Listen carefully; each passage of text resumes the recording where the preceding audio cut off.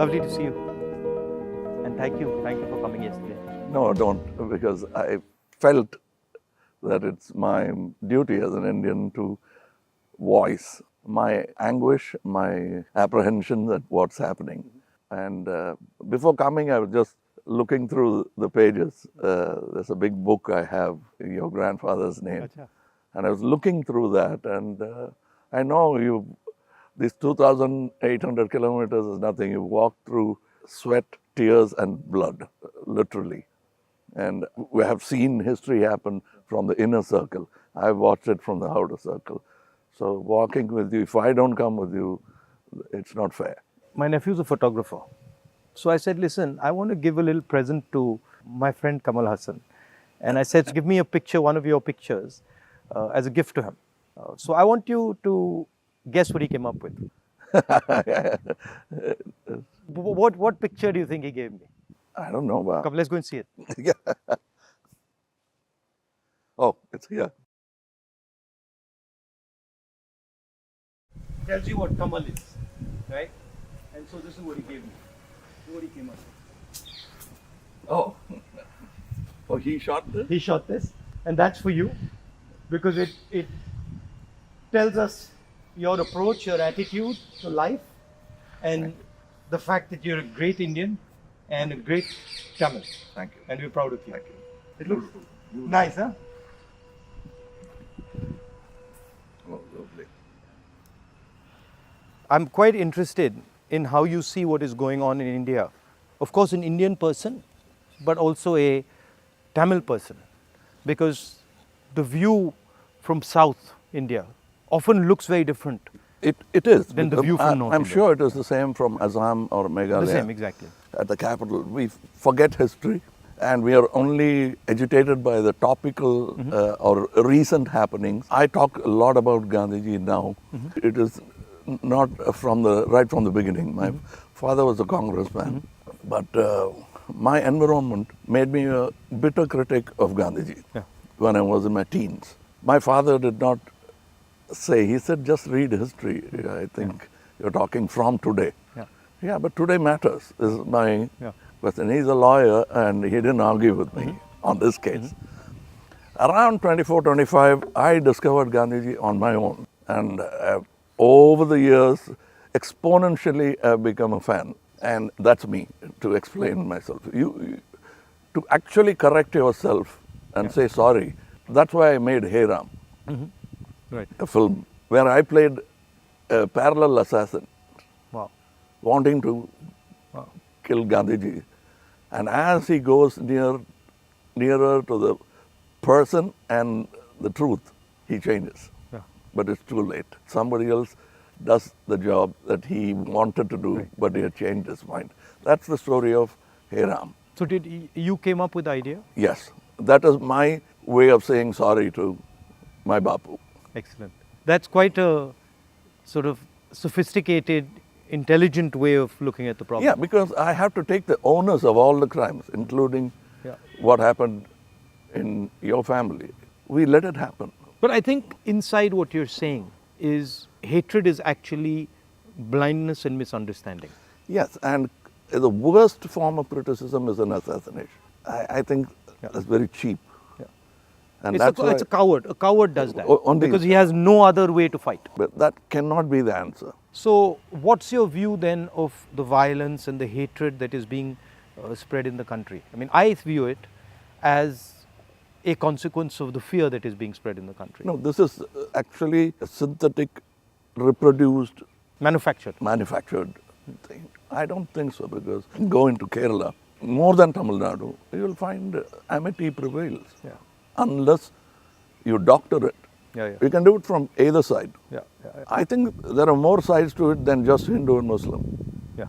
We have to look at all that and understand that this country will flourish only with this plurality. As a person who loves Tamil Nadu, loves the Tamil people, whenever I go there, I try to understand slightly better, what exactly is the Tamil idea, right? And so as somebody who, is looking at it from far, What does it mean to be Tamil? I know that the Tamil language is very important, but what does it actually mean? It means the same as wanting to be a Maharashtrian Yeah. or Telugu or a Malayali. We all have a pride, but I must say something about Tamil Nadu. They always feel that it's an island with parochial mindset and language chauvinism.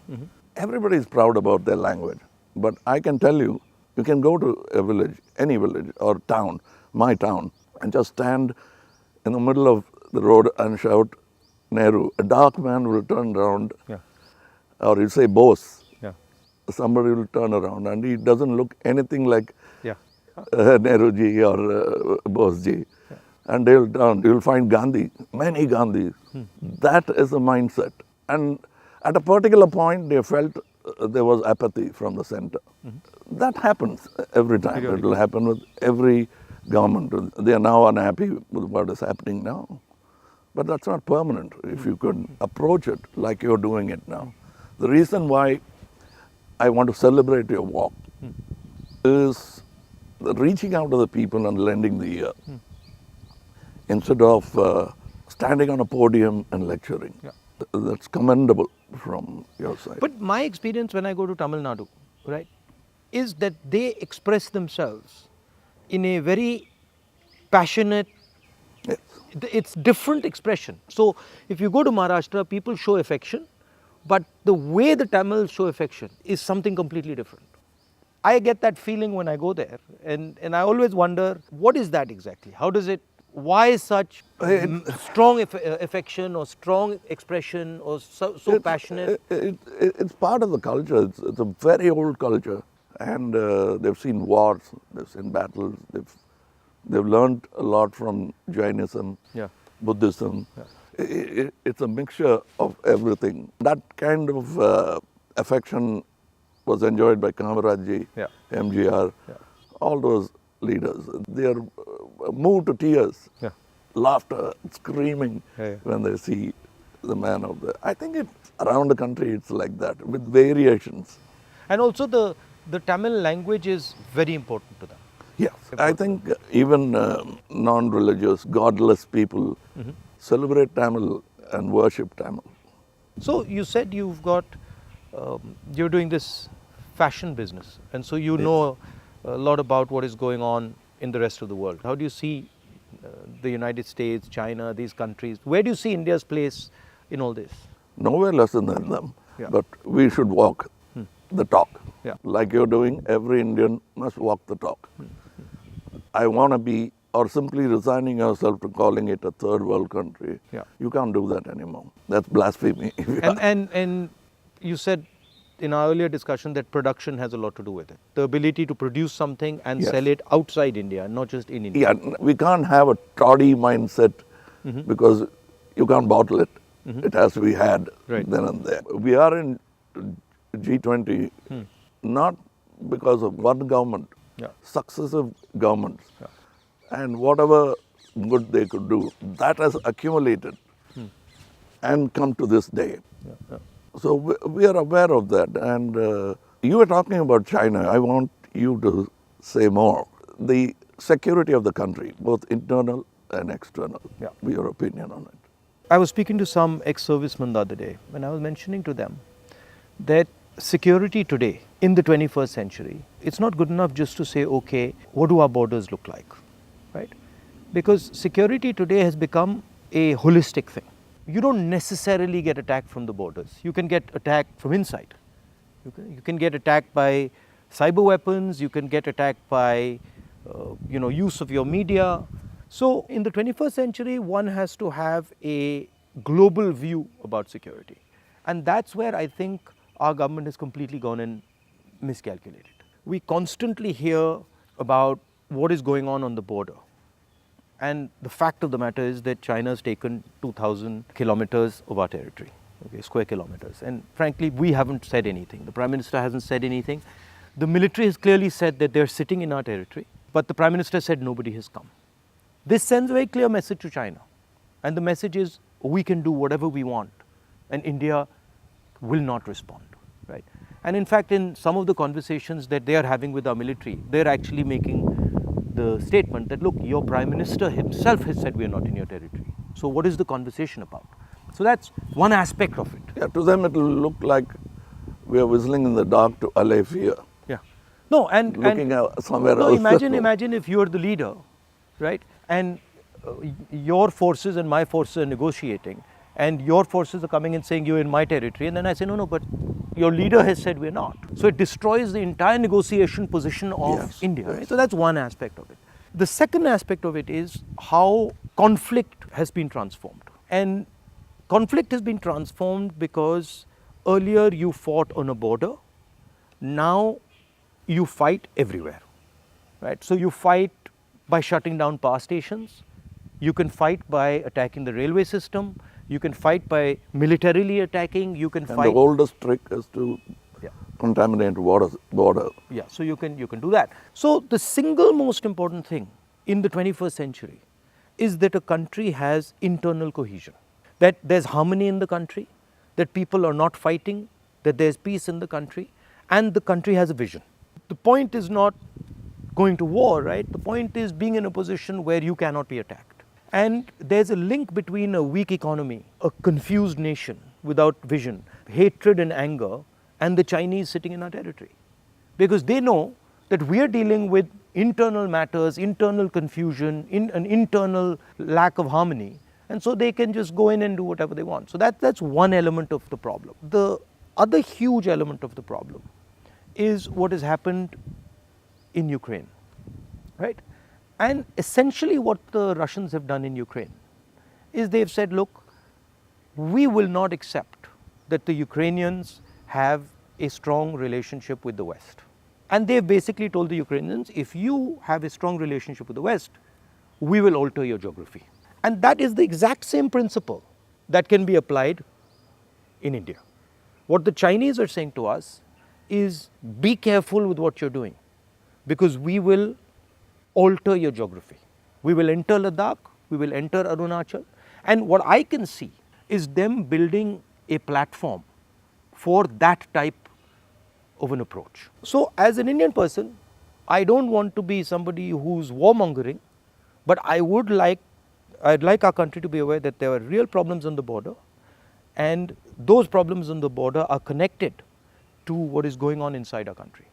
When Indian fights Indian, when the economy doesn't work, when there's joblessness, our external opponents can take advantage of that situation. Yeah, so because that's it's broadly an opportune moment Yeah. of distracted. Yeah.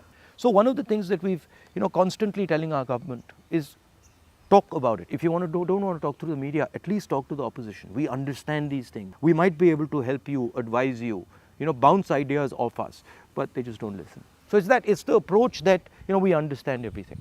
The other aspect of it, which you touched on, is that frankly there's no one who can compete with China. I do not believe that on production, on as far as the economics is concerned, I do not believe that the West can take on the Chinese.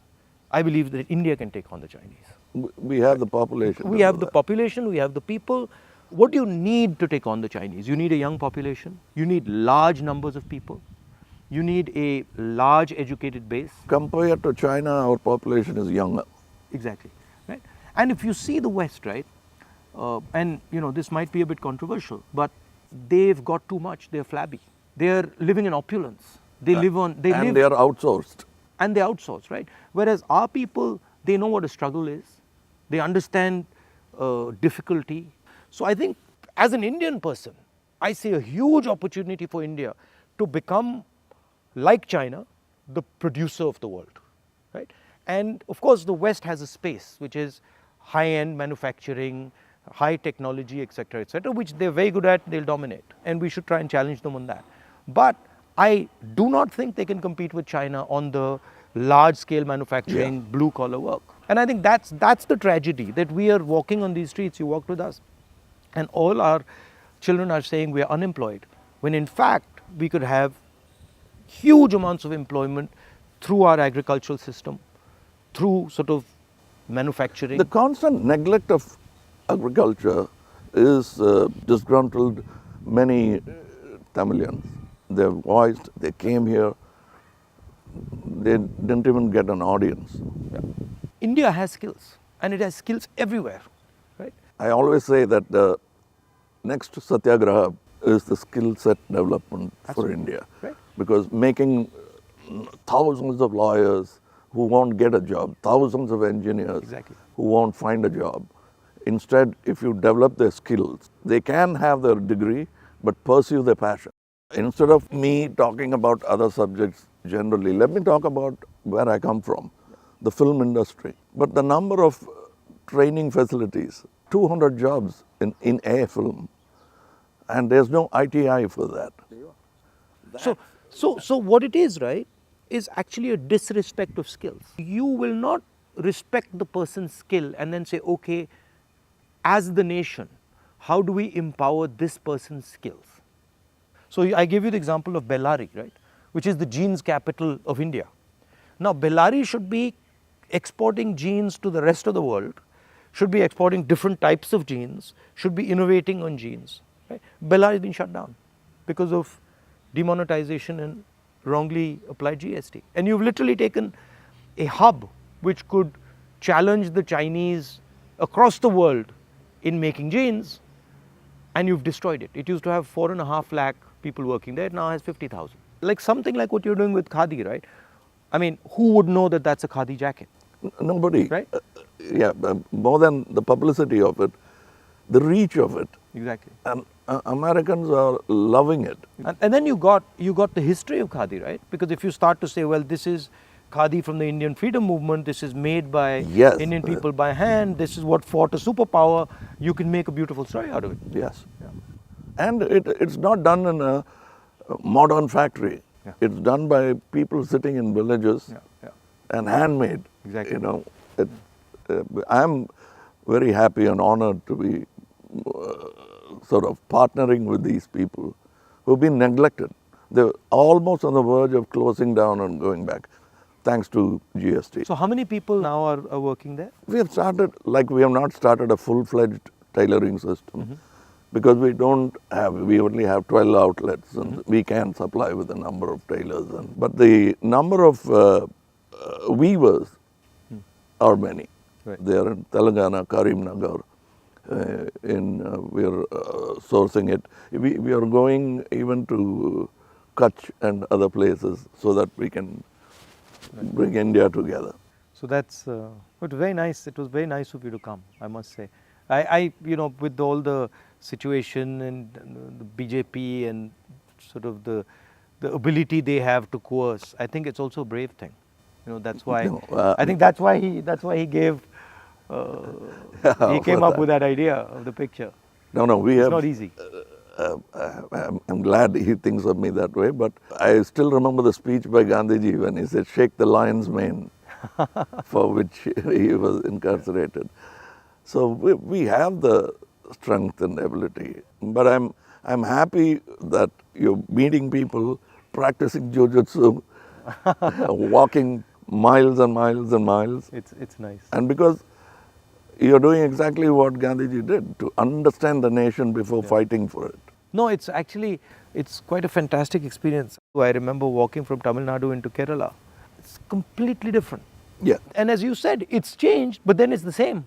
So there's huge commonality and then there's huge difference. That's the individuality of it. That's the plurality that we should not lose exactly. at all. Yeah. And I think a lot of what we traditionally have is also the artisan, the small and medium person, the little clusters who have huge skill, but they are sort of hidden away, hidden treasures, so to speak. Yeah, I think it's very important that a government in position should bolster like farmers during the Gaja calamity. For them, after some time, party affiliations don't matter. The calamity that they're facing is the pain is the most important thing. It doesn't matter. And politicians always go and talk about the next election. And their trajectory is towards that, and that they don't like. They can't tend to take their eyes off it.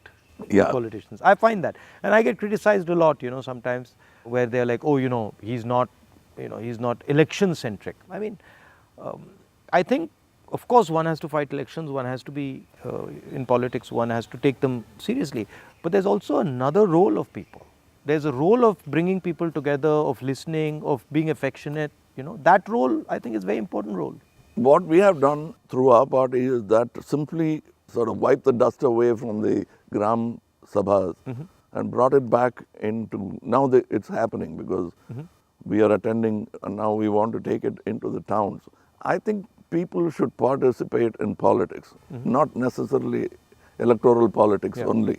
Exactly. But they must have a firm say that politicians will have to understand it's not all about number crunching, that they'll have to answer certain things. And people should also feel that I can vent or complain. I can say something, and politicians should also feel that I can take some punishment.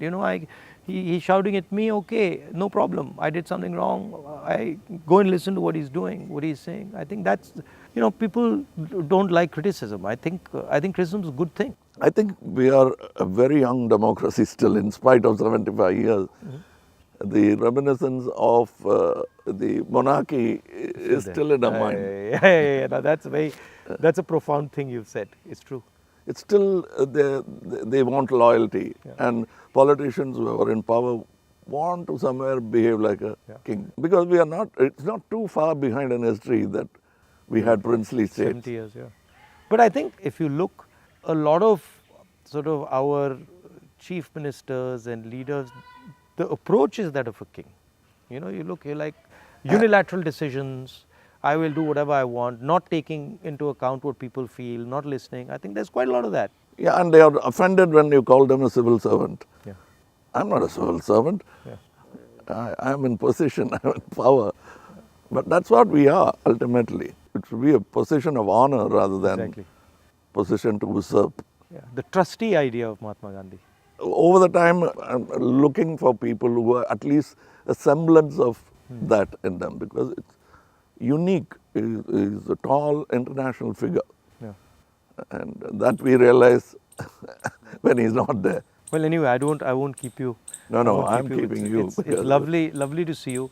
And whenever you're in Delhi, next time, maybe we go and have a meal or something. Yeah, sure. I'd love to do that. And I'd like you to look into our thing I've sent. I will. I'll give you my your measurements. I will 100%. We'd like to dress you up. Okay, I'll do that. Thank you. Thank you for the time. Thank you.